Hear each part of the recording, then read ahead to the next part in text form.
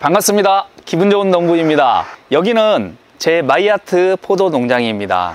이제 봄이 되니까 곧 눈이 나오려고 해요. 여기 보시면 솜털이 보이죠? 지금 솜털이 나오고 있어요. 한겨울에는 이렇게 안 생겼었거든요. 봄이 되면서 따뜻해지니까 솜털이 생겼습니다. 이게 이제 곧 본 싹이 올라오거든요. 그러면은 영양분이 많이 필요합니다. 이 영양분이 필요할 때 포도나무에 영양분을 줘야 되거든요. 여기서 한 가지 놓치는 경우가 있습니다. 포도나무를 키울 때 눈에 보인 것만 키우면 안 되거든요. 잎사귀를 크게 하고 줄기를 굵게 하고 열매를 그냥 키우는 것만 생각하시거든요. 근데 그렇게 하시면 안 돼요. 이거 균형을 맞춰줘야 됩니다. 땅 위하고 땅 아래하고 균형을 맞춰줘야 돼요. 그 균형을 맞춰주지 않으면은 올해는 열매가 많이 열리더라도 내년에 영향이 오게 됩니다. 그래서 내년을 생각하고 올해도 땅 속에다가 영양분을 충분히 줘야 돼요. 작년에 포도나무한테 먹였던 그 영양분을 가지고 올해 열매가 열리는 거예요. 그런데 내년을 생각한다면 올해 뿌리를 잘 키워야 돼요. 뿌리는 새 뿌리가 계속 나와야 돼요. 기존에 있던 뿌리는 이제 곧 늙어버리거든요. 뿌리가 늙는다는 건 어때요? 영양분을 섭취하는데 부족합니다. 이 역할을 잘 못한다는 거죠. 새 뿌리가 나오게끔 계속 공급을 해줘야 돼요. 그게 뭐예요? 밝은제라고 하는 겁니다. 뿌리를 발생시킨다는 거거든요. 그 뿌리를 발생시키기 위해서는 거기에 필요한 영양분을 뿌리에 줘야 돼요.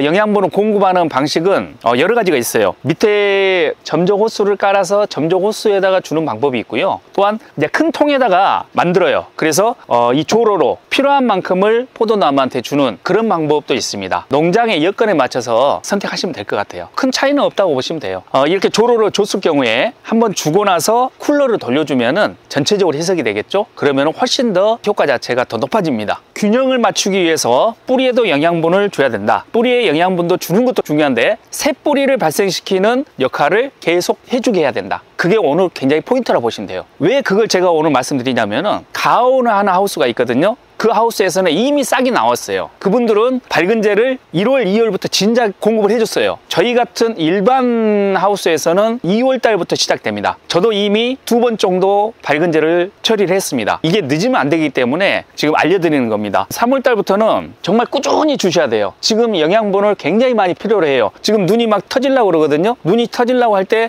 이때 막 뿌리로 영양분이 집중이 됩니다. 막 집중이 되기 때문에 물도 충분히 줘야 되지만은 영양분도 충분히 줘야 된다. 자, 포인트는 뿌리를 발생시키는 영양분을 줘야 된다. 그게 굉장히 중요한 거예요. 제가 여기 지금 여러 가지를 뒀는데요. 밝은제 종류가 다양합니다. 나오는 회사도 다양하고 만드는 방법도 다양합니다. 어떤 걸 쓰시든지 주변에서 쉽게 구할 수 있는 거 그냥 쓰시면 돼요. 이것은 제가 가지고 있는 거 그냥 보여드리기 위해서 하는 거고요. 이걸 지금 쓰시라는 건 아닙니다. 액체로 돼서 이런 통에 담겨서 판매하는 것이 있고요. 그 다음에 작은 병에 담겨져 있는 것도 있고 또 가구로 해서 담겨져 있는 것도 있고 그렇습니다. 이건 또 한 회사에서 나왔는데요. 이건 이제 분말 형태로 됐기 때문에 이걸 녹여서 희석해서 이렇게 쓰시면 됩니다.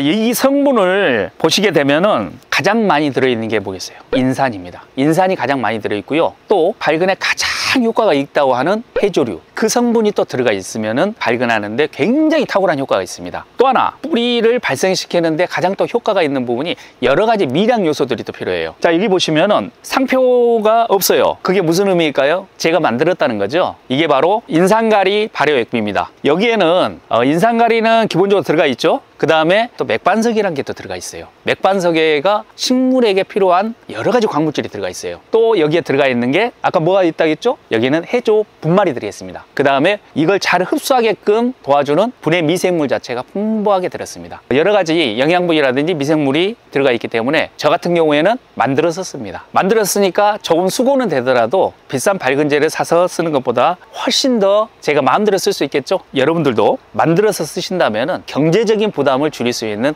그러한 포도 농사가 될 겁니다.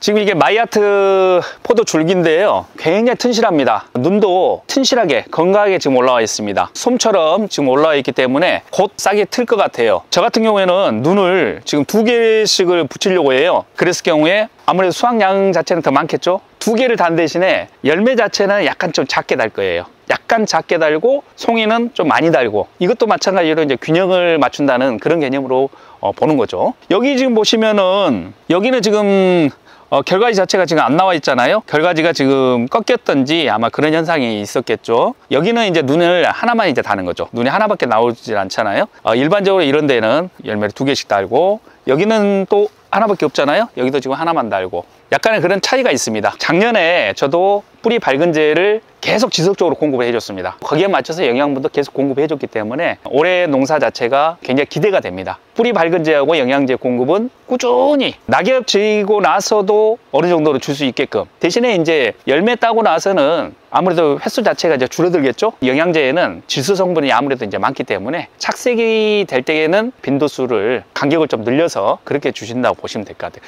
지금은 굉장히 많이 자주 주셔야 돼요. 영양분 자체가 포도가 막 끌어올려야 되거든요. 그러니까 끌어올릴 때 많이 주셔야 됩니다. 눈이 강하게 터져 나와야 강한 잎사귀가 나오겠죠. 강한 잎사귀가 나오고 건강한 또 튼실한 열매가 열리겠죠. 그렇게 생각하시면은 내가 포도나무를 어떻게 키워야 되나, 뿌리를 어떻게 관리해야 되나, 그런 답이 나올 겁니다. 새 뿌리가 나오면은 그만큼 건강한 포도나무를 키울 수 있다. 거기에 해답이 있을 수 있습니다.